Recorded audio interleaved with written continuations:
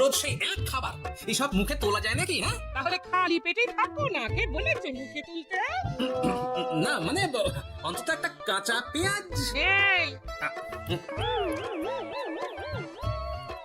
মাঝে মাঝে তো বেশ ওই মশলা দিয়ে কষিয়ে মাছ মাংস রাঁধতে পারো গিন্নি। বাজারে মাছ মাংসের দাম জানো? কথায় শুয়ে মাছ মাংস খাওয়ার স্বপ্ন দেখতে লজ্জা করে না তুমি? আসলে কি জানো তো গিন্নি, আমার লজ্জাটা আর তোমার রান্নাঘরে রাখা মশলার বাক্সের মতো, শুরু আছে কিন্তু কোনো কাজে লাগে না। এই খবরদার, আমার রান্না তুলে একদম খোঁটা দেবে না, এই বলে দিলাম। হ্যাঁ, আমি চললাম মাছ আনতে, তুমি আদা রসুন বেটে পেঁয়াজ কুচিয়ে রাখো, বুঝলে? বলি পয়সা কোথায়? লাগবে না, মাছ খেতে হলে পয়সা নয় গিন্নি, বুদ্ধি লাগে, বুদ্ধি, বুঝলে? বুদ্ধির বদলে মাছ কোন দোকানদার দেয় গো?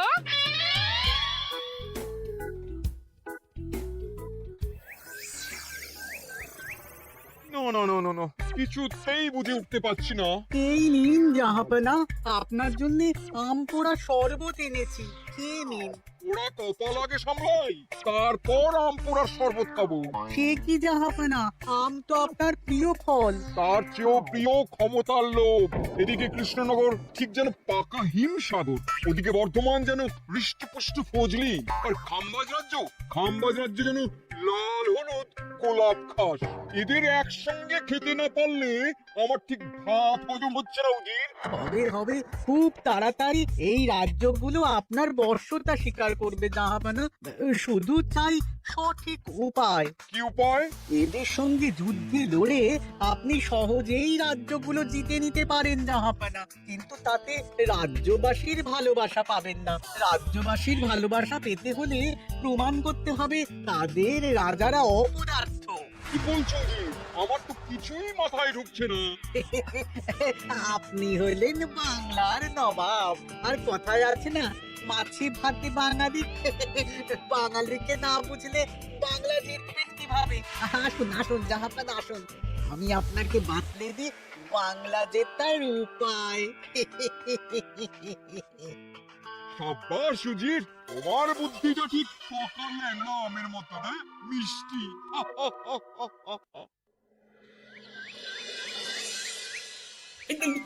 ধর ধর ধর ধর ধর, এই পাই নিচে গলে গেল, ধর ধর ধর ধর। একেবারে পাকা শল। পারবে না গোপাল দাদু, আজ রাতে আমরা জমিয়ে মাছ ভাত খাবো। খেতে তো হবে শোল মাছের ঝোল আর তেল কই। তোদের দিদাকে বড় মুখ করে বলে এসেছি, ধরেছি।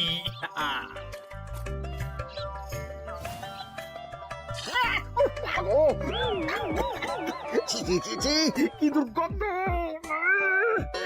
গোপালকে ছাড়বেন না মহারাজ, ও ইচ্ছে করে আমার মুখে কাদা ছুঁড়েছে। ঠাকুর বলেছেন মানুষ নিজের কর্মফল একদিন না একদিন ঠিক পাবে। মন্ত্রী মশাই যে এত তাড়াতাড়ি পেয়ে যাবেন ভাবতেই পারিনি। দেখেছেন মহারাজ, দেখেছেন? দোষ করে এখন আবার ধর্মের বাণী দিচ্ছে। তুমি রাজসভা কামাই করে এসব কি করছো গোপাল? যা সামান্য বেতন পাই সব পেঁয়াজ রসুন কিনতে ফুরিয়ে যায় মহারাজ, তাই মাছটা নিজেই ধরে খাচ্ছি। হ্যাঁ, মহারাজ আপনার পায়ে পড়ি। আর আমার পাছুতে হবে না গোপাল। কেন মহারাজ? আমি তো মন থেকে আপনাকে সম্মান করি, বলুন। আচ্ছা জ্বালাতন। মুর্শিদাবাদের নবাব বাহাদুর আপনাকে একটি বিশেষ পত্র পাঠিয়েছেন, অনুগ্রহ করে গ্রহণ করুন।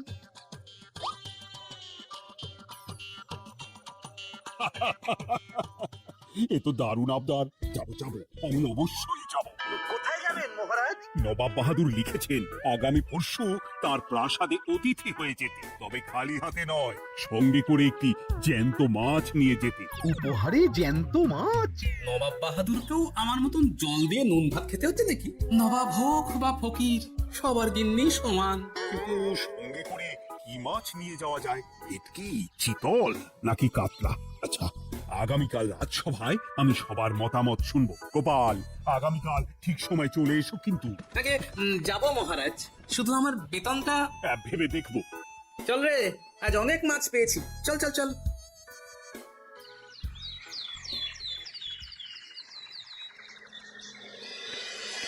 কি মহারাজ, আপনাকে এত চিন্তিত দেখাচ্ছে কেন? নবাব বাহাদুরের জন্য কি মাছ উপহার স্বরূপ নিয়ে যাওয়া যায় সেই চিন্তায় গতকাল রাতে আমার ভালো ঘুম হয়নি মন্ত্রী। আমিও গতকাল রাতে দু চোখের পাতা এক করিনি মহারাজ, অনেক ভেবে সকালের দিকে আমার মাথায় একটা বুদ্ধি এলো। কি বুদ্ধি? নবাবকে উপহার স্বরূপ ইলিশ দিলে কেমন হয়? বোঝো কাণ্ড, এই বুদ্ধির জন্য রাত জাগতে হলো। হ্যাঁ, ইলিশ তো জল থেকে তুললেই অক্কা পায়, জ্যান্ত থাকবে কিভাবে? ঠিক ঠিক, মন্ত্রীর মাথায় গোবর আছে না বুঝি। আমার মতে উপহার স্বরূপ ছোট মাছ নিয়ে যাওয়াই ভালো। এই যেমন ধরুন ওই পুঁটি মাছ, যেও খেতে পারবেন আবার ঝালও খেতে পারবেন। সবাই হাসবে যখন দেখবে কৃষ্ণনগরের মহারাজ উপহার স্বরূপ নিয়ে গেছেন পুঁটি। ওরে বাবাই, তাহলে থাক বাবা। তাহলে বাদ গেল মোট দুটি, ইলিশ আর পুঁটি। আমার মতে কাতলা দেওয়াই ভালো, ওজনেও বেশি হবে।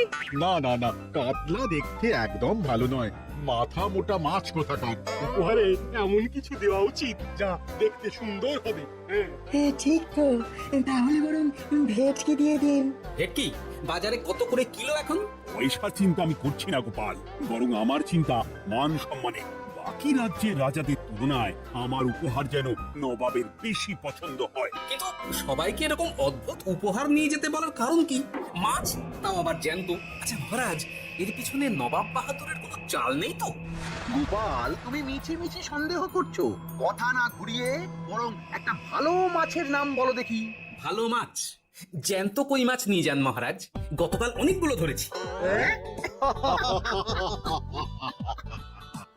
কি এত ভালো ভালো মাছ থাকতে আমি শেষে কই মাছ নিয়ে যাব? তুমি সমাধান না দিয়ে উল্টে মজা করছো গোপাল। দূর হয়ে যাও, দূর হয়ে যাও আমার চোখের সামনে থেকে। আগে ভাড়ামো করার জন্যই তো মাস গেলে বেতন পাই মহারাজ। মানে কি বলতে চাইছো গোপাল? নবাব বাহাদুর কি চান সেটা আমরা সবাই জানি, তাই বলছি মাছের গর্তে হাত ঢোকানোর আগে পরীক্ষা করে নেওয়া উচিত ভেতরে সাপ আছে কিনা।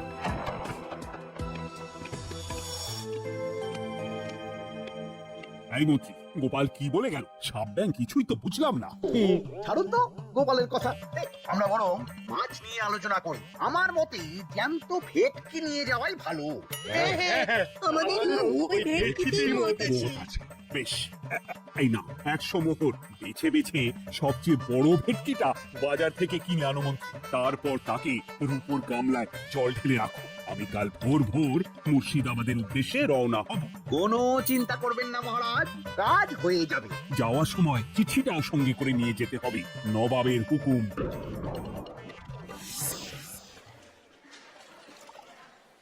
এই দেখুন কেমন খেলা করছে। বাহ বাহ বাহ। ওজনে কত হবে? 4 কিলো তো হবে। কিলো 2 পয়সা হিসেবে 8 পয়সা দেবেন। আমি শুধু ওজন জানতে চেয়েছি, দাম শুনে আমার কি হবে? এই, এটাকে গাড়িতে তোল। আর মাছের দামটা? মুর্শিদাবাদের নবাবকে আমাদের মহারাজ এই ভেটকিটা উপহার স্বরূপ দেবে। তোর ভাগ্য ভালো যে মাছটা তুই ধরে এনেছিস। আবার টাকা কিসের রে? আয় রে আয় আয় আয় আয়, আমার কত ক্ষতি হয়ে গেল।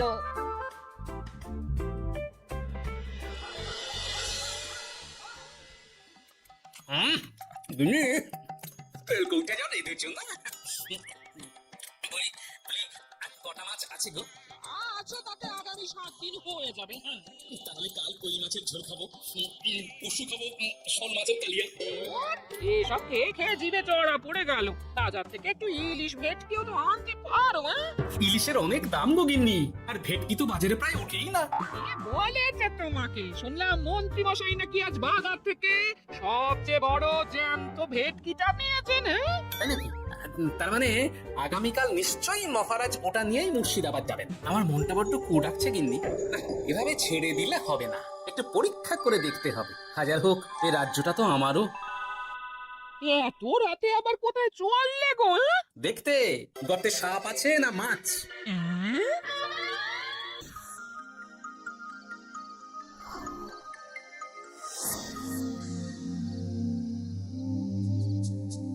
কি গোপাল, এত রাতে?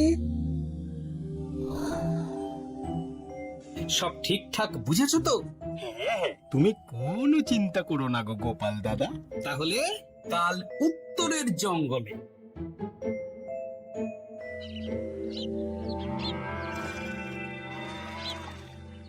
ভেটকি মাছটা রূপোর গামলায় রেখে গরুর গাড়িতে তুলে দিয়েছি মহারাজ। আর নবাব বাহাদুরের চিঠিটা? ইয়ে সিংহাসনের ওপর নিচে ডাইনে বাঁয়ে সব জায়গায় খুঁজলাম, কোথাও নেই। তাহলে এমন চিত্তাকর্ষক উপহার দেখলে নবাব বাহাদুরের চিঠির কথা মনেই থাকবে না। আপনি নির্দ্বিধায় যাত্রা শুরু করুন মহারাজ। ঠিক বলেছ।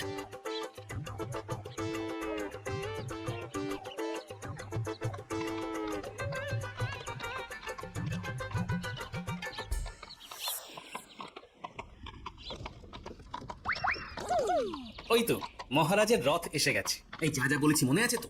আছে গো আছে, ভেটকি মাছের পাতুরি আর ঝোল দুটোই রাখবো। হ্যাঁ, আমার ফিরতে কদিন দেরি হতে পারে, বেশি দেরি হলে তোমরা খেয়ে নিও বা লুকিয়ে পড়ো।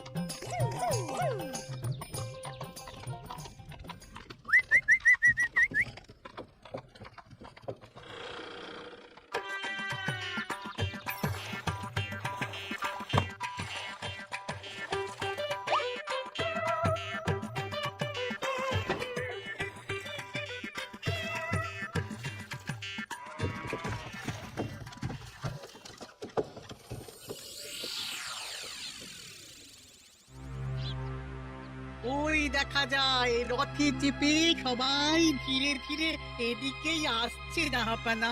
আসতে দাও, এবারই খেলা জমবে। এসো এসো, তোমাদের সবাইকে মুর্শিদাবাদে স্বাগত জানাই। আমার উপহারের কথা মনে আছে তো?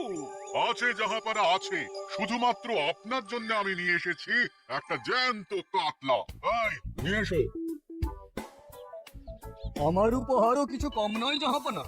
এসো। আর তোমরা? আর কৃষ্ণচন্দ্র, তুমি কি এনেছো? এদের সবার চেয়ে ভালো উপহার এনেছি, যা দেখলে আপনার মন একেবারে আনন্দে নেচে উঠবে। ইচ্ছে করবে এক্ষুনি হয় পাতুরি না হয় ঝোল করে খেয়ে নি। তাই নাকি? হ্যাঁ, খাস নবাব বাহাদুরের জন্য আমার বিশেষ তোফা। কই নিয়ে এসো। এই তো কই নিয়ে এসেছি মহারাজ। গোপাল, তুমি ভেটকি কোথায়? এতক্ষণে গিন্নি রান্না বসিয়ে দিয়েছে।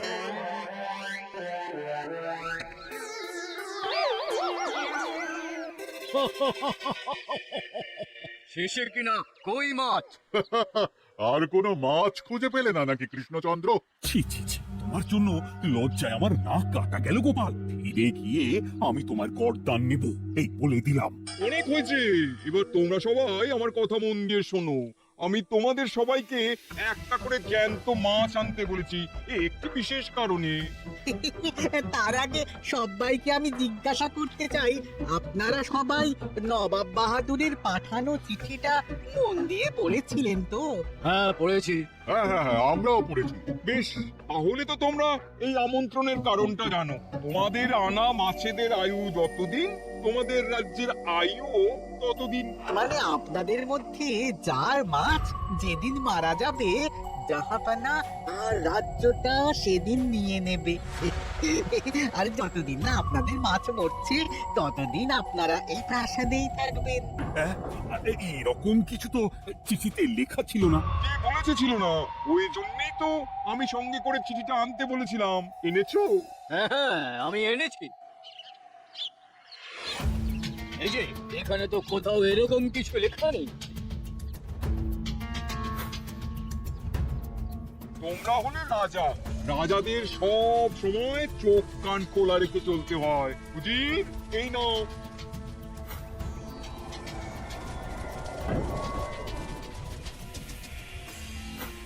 সত্যি তো, চিঠিতে তো এটাই লেখা আছে। আমাদের সঙ্গে প্রতারণা করা হয়েছে। হ্যাঁ হ্যাঁ, আমরা কেউ বুঝিনি চিঠিতে কার চুপি করা আছে। চুপ! বেশি গলা তুলে কথা বললে গলাটা শরীরের ওপরে নাও থাকতে পারে। আজ এই মুহূর্ত থেকে এই খেলাটা শুরু হলো। তোমাদের রাজ্যের আয়ু এখন তোমাদের আনা মাছেদের কাছে।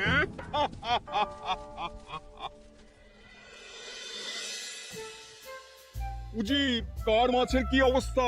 আগে বাকিরা মোটামুটি সাঁতার কাটছেও, খাম্বাজ রাজার আনা কাতলা খাবি খাচ্ছে।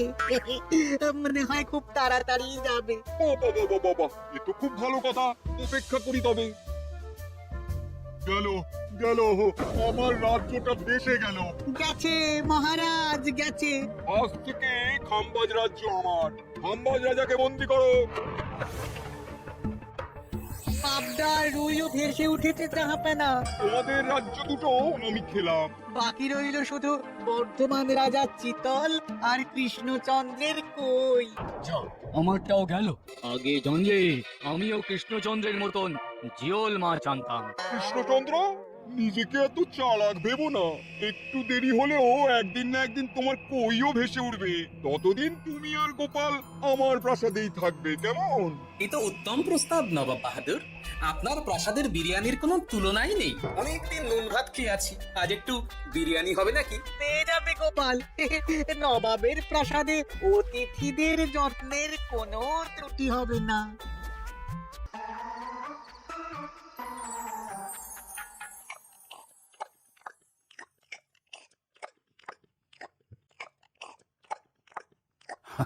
আমাকে ক্ষমা করে দিও গোপাল, আমি তোমাকে অনেক কথা শুনিয়েছি, কিন্তু এখন বুঝতে পারছি কেন তুমি ভেটকির বদলে কই মাছ এনেছো। বিরিয়ানিটা যে রেঁধেছে না, বলছি এই নবাবের বাবুর্চিকে কোনোভাবে কৃষ্ণনগরে ধরে নিয়ে যাওয়া যায় না মহারাজ? গোপাল, কোনো মাছই অমর নয়। একদিন তোমার আনা ওই কই মাছটাও মারা যাবে, আর সেদিন আমাদের কৃষ্ণনগর রাজ্যটা নবাবের হবে। মাছগুলো একেবারে ঝুড়ো ঝুড়ো, আর মাংসটা তুলোর মতন নরম। আমার কথা কি তোমার কানে যাচ্ছে?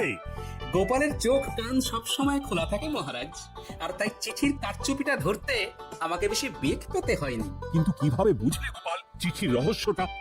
কারণ আমি জানতাম নবাব বাহাদুর অনৈতিক কিছু করবেন না। গায়ের জোরে নয়, বুদ্ধি দিয়েই উনি বাজিমাত করবেন। অবশ্য এ ব্যাপারে আমাকে সাহায্য করেছে বিজ্ঞানী। একটা সাহায্য করতে পারবেন বিজ্ঞানী?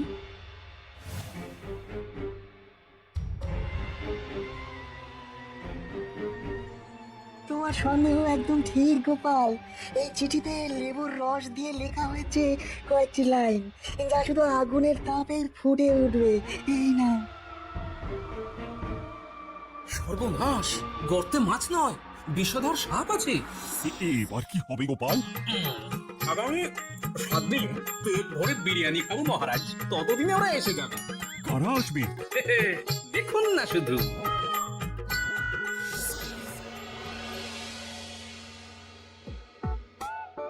এই তোমার বুদ্ধি, দেখলে তো গোপাল এসে কেমন সবকিছুর উপরে জল ঢেলে দিল। মানে বুঝতে পারিনি যে ওরা ওরা চিঠির কারচুপি সব ধরে ফেলবে। কৃষ্ণচন্দ্রের কই মাছের কি খবর? সেটা কি এখনো জীবিত? আগে আমাদের একই প্রশ্ন নবাব বাহাদুর। এভাবে আর কদিন চলবে জানা নেই। কবে যে সব থেকে মুক্তি পাবো। দাঁড়ান জাহাপানা, আমি ছুটে গিয়ে দেখে আসছি মাছটা জীবিত আছে কিনা। তুমি বুনোল হলে আমিও বাঘা তেঁতুল। কৃষ্ণচন্দ্র, যতদিন না মাছটা মরছে তোমাকে আমি এখানেই আটকে রাখবো। সর্বনাশ হয়ে গেছে জাহাপানা, দেখবেন আসুন, দেখবেন আসুন। কি হয়েছেটা কি? চলুন না, চলুন না, নিজের চোখেই দেখবেন। সে কি, কই মাছ বাচ্চা দিয়েছে? এটার অপেক্ষাতেই তো ছিলাম। ওরা এসে গেছে মহারাজ, এবার আপনার রাজ্য সুরক্ষিত। মানে নবাব বাহাদুরের কথা অনুযায়ী মাছ মারা গেলে রাজ্য ছাড়তে হবে। এমনিতেই কই মাছের জান শক্ত, এরাও বড় হবে, বাচ্চা দেবে। এইভাবে কই মাছের গুষ্টি মরে শেষ হতে হতে নবাব বাহাদুর আর বেঁচে থাকবেন না।